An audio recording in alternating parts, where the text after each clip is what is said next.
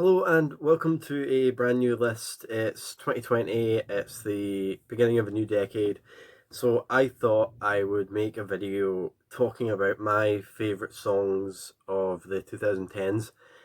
I think that modern music sometimes kind of gets a bad rep or whatever you want to call it, and I kind of used to be part of that. People saying like, oh, modern music's shit.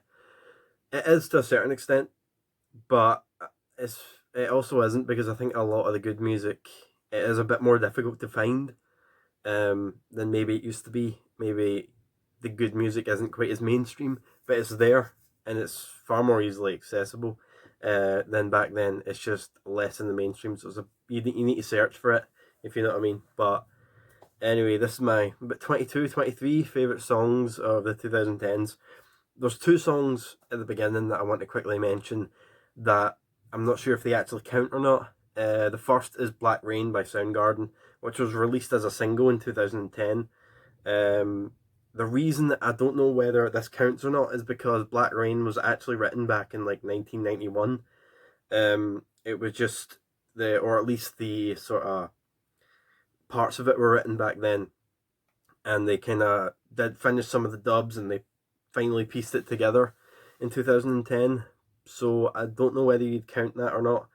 If it probably, to be honest, if it's not as if they wrote the song entirely back then and they finally just released it in 2010, they did piece it together in 2010. So I probably would say that counts. If not, then I'd probably say Non-State Actor by Soundgarden. And the other one is Chickens in the Mist by No Invictus. Chickens in the Mist is on their 2017 album, The Cosmic Key. And the reason that I'm not sure if this counts or not is because the live version of The Cosmic Key was on their 1987 album, Nod Invictus, but the Cosmic Key finally got a studio, made it sort of, they recorded it in the studio and put it on an album. So since it was actually released on live album back in, or at least a live version of it was released back in the 80s, I don't know if you'd count that. But anyway, they're the two that I just sort of, I guess, have some sort of special, like, sort of rules for them or reservations or whatever. But all these songs are in chronological order. So it's not best to worst or anything, or worst to best. And one song of each band as well. Otherwise, there'd be like 10 Iron Maiden songs and 8 Rush songs, you know. Okay, the first is Runaway Houses, City Clouds by Tame Impala from their 2010 album Inner Speaker. This was a song that was introduced to me about 5 years ago by one of my brother's friends, and I just love the electronics and the how big the sound is, and it really kind of reminds me of that kind of 60s rock, but it has modern electronic influences, and I love the lyrics and I love the guitar as well. It's just such a great track. It's probably still my favourite Tame Impala song, even though I've got into quite a bit of their music. Probably to this day is probably still my favourite. It's absolutely amazing. The next song is Mr. Sands by Band of Wrath Generator. This was on their 2011 album, A Grounding in Numbers. I've talked about the song before in other videos. I haven't actually reviewed A Grounding in Numbers, but I have mentioned Mr. Sands at least 2 or 3 times, I think. It's genius. It's amazing. It's unreal how complex it is and how much it actually still works. I've always compared it to Dream Theater's what's it called, Dance of Eternity. I've always compared it to that, and that it's a song that has like 100 time signature changes. But Mr. Sands is about a minute shorter, and it actually has lyrics, while the Dance of Eternity is an instrumental. With an instrumental, you've got a bit more freedom to kind of do whatever you want, but with a song that has lyrics, it has to have some structure. And the fact that it has structure, and the fact that it has lyrics, and the fact that it all totally works with the amount of time signature changes is amazing. And it's got such a catchy tune as well. It's an absolutely fantastic track, like more than 40 years into their career. Next is Will o' the Wisps by Tentacles, which was on their 2011 album Paper Monkeys. Paper Monkeys, I'd say, is such an underrated Tentacles album, even though all their albums are really, to be honest, underrated. But it's not one I hear see a lot of people talking about amongst Tentacles fans. They tend to talk about Waterfall Cities, Airpland, maybe even Curious Corn, Arborescence, but they don't often mention Paper Monkeys. Maybe it's because one of their newer ones, but I think Technicians of the Sacred, their 2015 album, which was the other album they did this decade, they only did 2 albums in the last decade. Technicians of the Sacred seem to get a lot more love and attention. Well, I'd say Paper Monkeys is probably a better album, but Will o' the Wisps, the 10-minute track right near the end of the album, it's such a beautiful wee tune. It's so chill, but it gets a bit heavier towards the end. It's just classic Ozric Tentacles being absolutely amazing, as they always are. Next is Curl of the Burl by Mastodon. This, other than Black Rain, is probably actually the first song that I heard on this list. I heard the song way back when it came out. Quite a lot of these songs I've heard later. Yeah, I remember when Curl of the Burl came out. It was on their 2011 album, The Hunter. I remember when the album came out, and I remember seeing the song on TV and it being quite a big hit in the sort of metal scene. It's got such a catchy riff to it. I love Mastodon. They're one of my all-time favorite prog metal bands, and one of my all-time favorite metal bands. And Curl of the Burl, it shows some bands are really good at doing the long songs and the short ones. Mastodon are definitely one of them, and Curl of the Burl is amazing. I just love how catchy it is. The next one is Lee Van Cleef by Primus, which was on their 2011 album Green Naugahyde. I haven't actually listened to the whole album yet, Green Naugahyde, but I absolutely love Lee Van Cleef. It's probably the music video as well. I love the music video. My personal favourite movie is The Good, the Bad and the Ugly, so I love the sort of references to sort of Lee Van Cleef in his movies and stuff, and also Clint Eastwood. Harkens back to spoilers, by the way. Spoilers for the ending of The Good, the Bad and the Ugly if you haven't seen it. Spoilers, don't want to ruin it because it's my favourite movie, and if someone ruined the ending for me, I'd be pissed off, so spoilers. At the end, when Lee Van Cleef dies and Clint Eastwood shoots him, sort of like a sort of take of how maybe the bad, who's Angel Eyes, Lee Van Cleef's character, if he'd won in the music video and stuff. And I just love the sort of lyrics of how it's about how one person gets all this attention and all this love, and someone else kind of gets forgotten, even though they're just as good. And it's definitely understandable. I think I read somewhere that Les Claypool was kind of coming from the perspective of a bass player, and the vast majority of rock bands, the bass player is kind of the forgotten guy, while the guitar player and often the singer is kind of the sort of the front men who get all the attention, while bass players are kind of forgotten. I suppose prog rock bands are definitely an exception to that rule. Amongst prog rock bands, bass players are just as popular as the guitarist says they should be. But unfortunately, in most bands, the bass player doesn't get the attention that they deserve. And I suppose that was the intention that Les Claypool sort of had when he made Primus, was that this isn't going to be a band where bass takes the back seat. If you don't like that, I suppose you shouldn't be in the band, because the bass is very much the forefront of Primus music. But it's got a brilliant wee slidey bass tune. It's funky. It's classic Primus. You know, it's short and sweet, but it's also just so funky, so catchy, and such a great listen. Also, it's also quite difficult to listen to as well if you're not into that kind of music. Definitely something some people might go like, what the hell's that? It's not weird and out there. It's just Primus, you know. They're definitely not a band for everybody, which is understandable. Next is Gaza by Merlin from their 2012 album Sounds That Can't Be Made. This is one of 3 side-long epics that came out in the last decade that I really, really love. Gaza is a 17-minute track. It's the first track on the album, and this really cemented for me that I much prefer Merlin's newer stuff to their older stuff. It's more experimental. They have much more their own sound now, I'd say. They're less neo-prog and a bit more actually experimental and progressive. It's complex, it's lengthy, it's emotional. Steve Hogarth, sorry, I think that's the name of the new Merlin singer. I always forget that. Steve Hogarth, the new Merlin singer, has been a singer for like nearly 30 years. He sings it so beautifully, and the whole thing just culminates,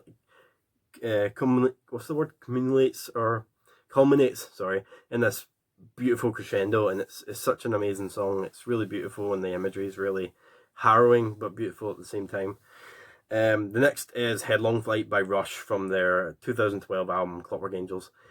this is another one where the bass line is just so epic, which is so many of the songs on Clockwork Angels are, and Alex Lifeson's heavy guitar coming right back in and sort of makes you thank the band for definitely going back to more guitar orientated style in the early 90s, because you definitely wouldn't have songs like this if Alex Lifeson hadn't sort of put his foot down and said he wanted more guitar. And the drumming's tremendous. It's only about 7.5 minutes. It's not really long, but it's just such a powerful song. It's so heavy as well. It's just one of those songs where you just turn up full blast and just rock out to it. It's tremendous. Definitely my favourite song on Clockwork Angels, though I'd probably say The Anarchist gets a just second place. Next is Numbers by the Flower Kings. I'm just going to correct myself. That was the Gaza was the first of 4 side-long epics, sorry. Numbers is the longest song on this list. It's a 25-minute Flower Kings song, and my personal favourite Flower Kings song. Nearly 2 decades into their career, and nearly 4 decades, into Roy Stoltz's career. I just absolutely love Numbers, and I don't really see anyone else really agreeing with that sort of statement that it's their best song. I think it is. I think it's absolutely amazing. I think that especially the ending, about the kind of big, massive, beautiful crescendo that's just so powerful, and then you kind of get the outro. It's a song that has so many different emotions in it. It's not that complex. It has multiple sections as a 25-minute suite would have, but I don't think there's any really complex time signatures or anything like that. It's quite a simple song in terms of its time signatures, but it's just the melodies and the rhythms are just so beautiful, and I love the lyrics as well, even though I don't totally understand them, because Flower Kings are one of those bands that are kind of weird lyrics. Next is Mobius Slip by Sound of Contact, which was on their 2013 album Dimensionaut. Simon Collins' band, Phil Collins' son, and it's a beautiful, brilliant album, Dimensionaut, pretty much from start to finish. But the finale, the 19-minute Mobius Slip, for me, I have to give the sort of credit to that song. It's got your sort of typical sort of sidelong epic sort of prog rock structure of a sort of instrumental opening with a big beautiful crescendo, but it's quite unique as well. It's a really, really good song. It's a fantastic way to end a really brilliant album. Especially loves the big symphonic stuff. I'm not usually a huge fan of the big symphonic modern prog. I think a lot of modern prog bands overdo it, but I think it really works well here. Next is Stone by Alice in Chains from their 2013 album The Devil Put Down Dinosaurs here. I'd say it's definitely better than any of the songs on their newer album, Rainier Fog. There's probably actually a couple of songs from The Devil Put Dinosaurs here that I could probably name, but I have to give it to Stone. It's so catchy. It's so typical Alice in Chains with a dark, slidey guitar. And I love the way it's sung, and I love the lyrics as well, and it's got a great music video too. It's got a great music video that sort of sends a really great positive message. It's just a brilliant song, and one of those kind of tracks that even if you don't like that kind of music, you could probably enjoy. It's catchy. I don't mean in a pop way, but I definitely consider it a catchy song. Next is Luminol by Steven Wilson from his 2013 solo album, The Raven That Refused to Sing. The Raven That Refused to Sing is my personal favourite Steven Wilson album ever. It's, in my opinion, the best thing he's ever done. Better than any Porcupine Tree album, No Man, Blackfield, whatever. It's my personal favourite album he's ever released. And Luminol is probably my favourite song that he's ever done. It's just so atmospheric. It paints such a beautiful picture in your head. I'll never forget when it was snowing here about 2 years ago where I live, quite heavy snow, and I live in quite a quiet area. And at night time, I just went out in the snow on a walk, just felt like walking, and I put the earphones in and just listened to the album straight through, and it was such an experience. It's such a snowy album, if you know what I mean. It's the perfect album to listen to in the snow. And Luminol especially the bits with the footsteps, it makes you paint a picture in your head of the ghost busker on the side of the street in the middle of the night in the snow, just playing. It paints such beautiful imagery in the piano, the flute, the saxophone, bass line is, it's like 12 minutes of just perfection. Luminol, thank you, Stephen Wilson, for giving me this song. It's so good. I can't get over how much I love Luminol.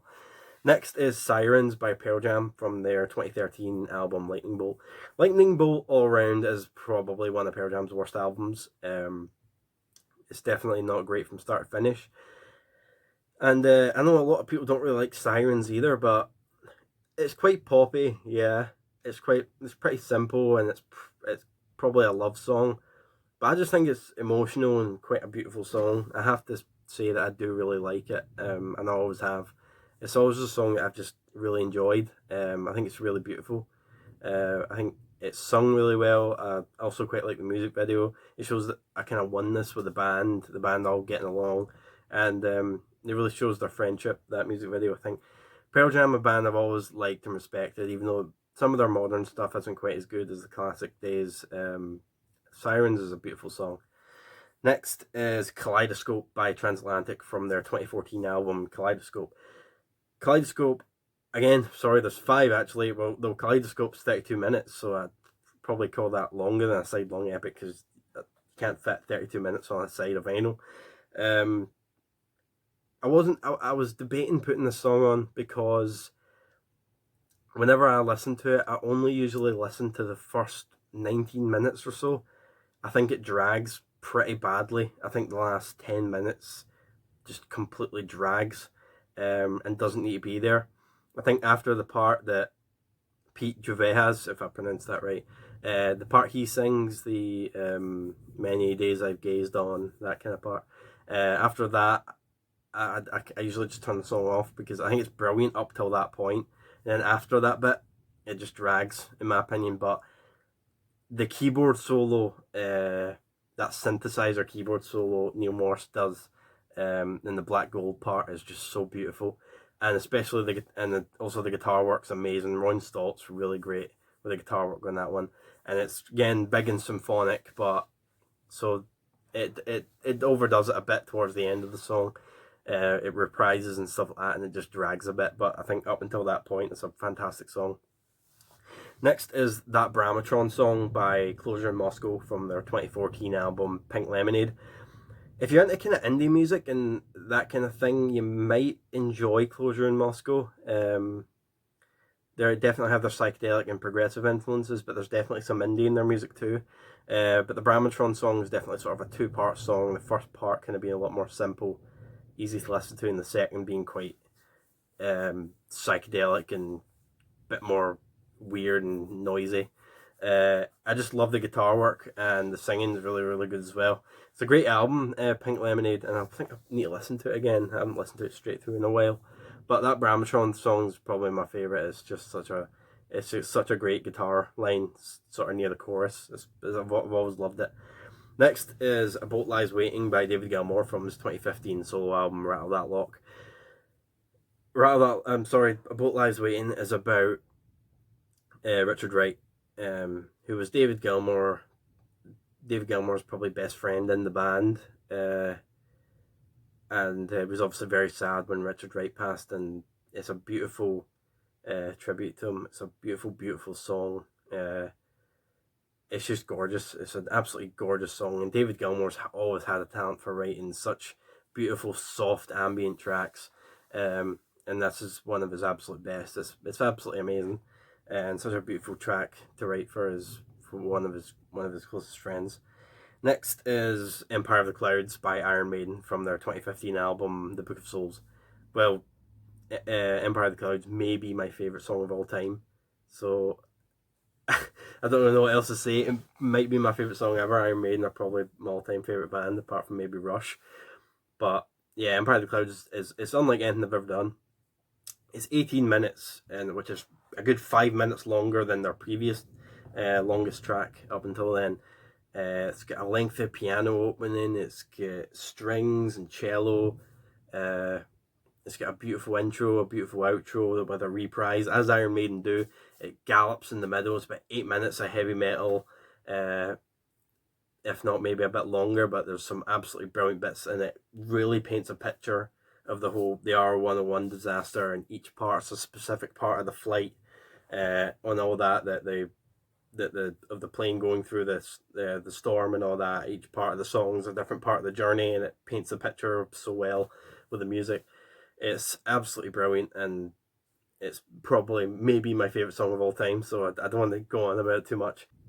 Next is Hostage Stamps by At the Drive-In. This is from their 2017 album Inter Alia.